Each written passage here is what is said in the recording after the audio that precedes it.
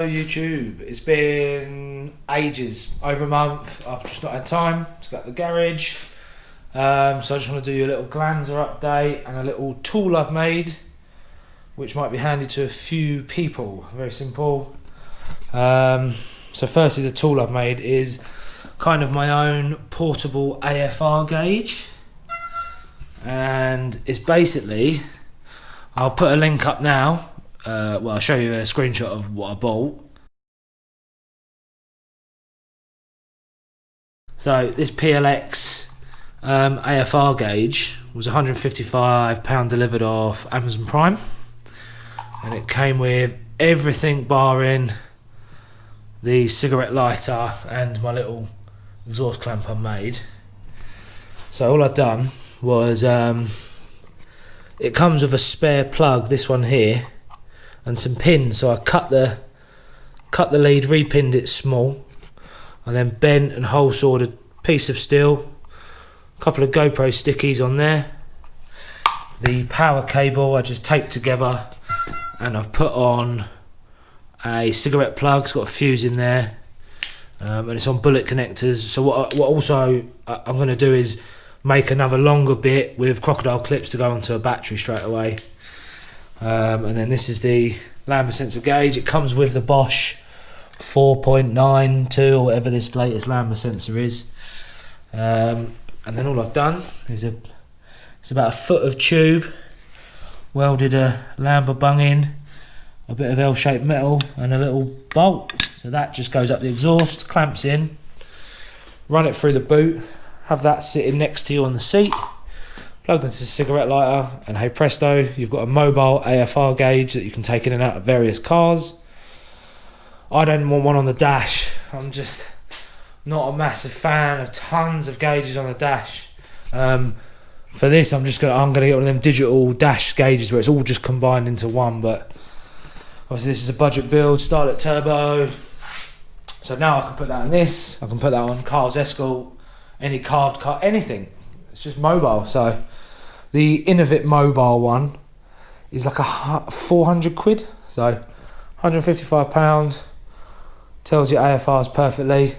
So my Glanza AFRs are 14.5-ish idle, and on full boost it goes down to 12, so it's a bit rich for the 0.6 bar, but I've got a fuel cut defender coming from my friend Kyron. We're going to turn the boost up to 12 psi, razz it up and down the road and tune the fuel pressure regulator to that, which is the old school way of doing a Glanza. So yeah, back to the Glanza. We're going to go for driving that in a minute, but there's the first box, the unknown box, crunchy third, which I thought I'll take that out. If I've got to fix a clutch, I might as well put a known good box on. Went on eBay, £372 later delivered, mint 56,000 mile box. Absolutely knocked its tits off. I've got a little clip I put in, you can kind of hear it.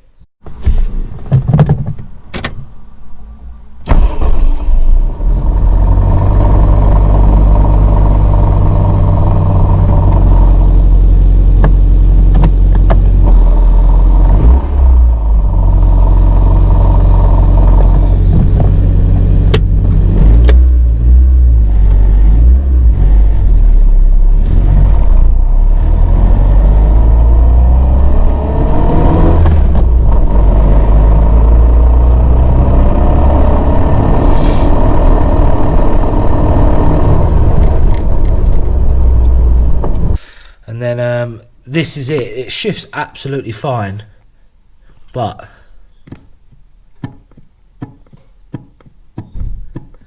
that is way too much end float. And when you're going along, that's what you can hear rattling about. So the gears are nice and smooth. The synchros were absolutely crisp. So bearing and seal kit, I'm going to learn to rebuild that, which in turn I can learn to rebuild that. Have two spare boxes, because the NA box on it, I've got an NA box for 60 quid off a Garno It's a bit whiny first and second, but it shifts fine and it will last for now. So there's my little update. I'll see you in the Glanza.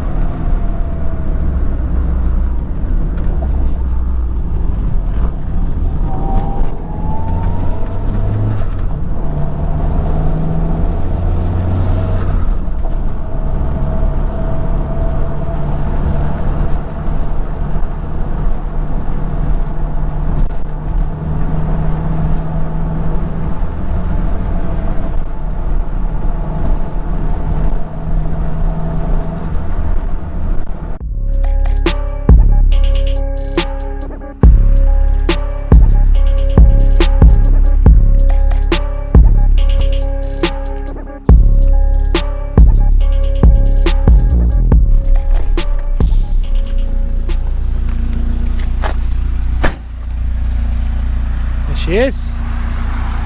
She drives nice. She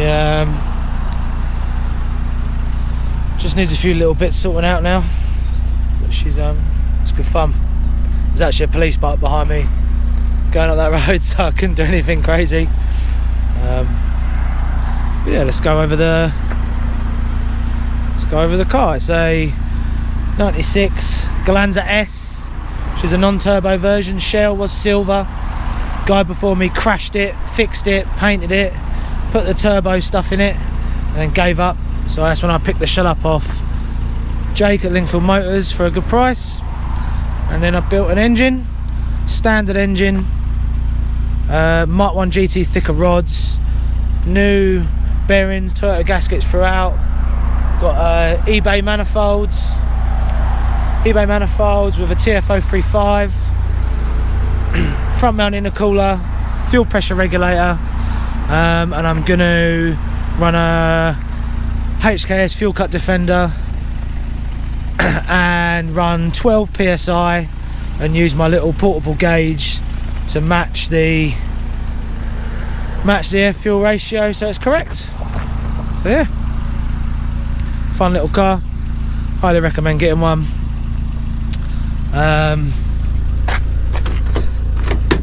Central locking don't work. Interior is nice and clean.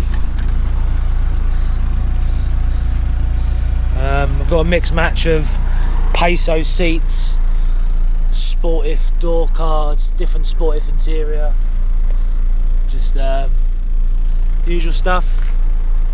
Yeah, I now have good oil pressure from the last one. Once it's fully hot, it idles at about 19 psi, so 1.4, 1.5 bar. Yeah, there she is.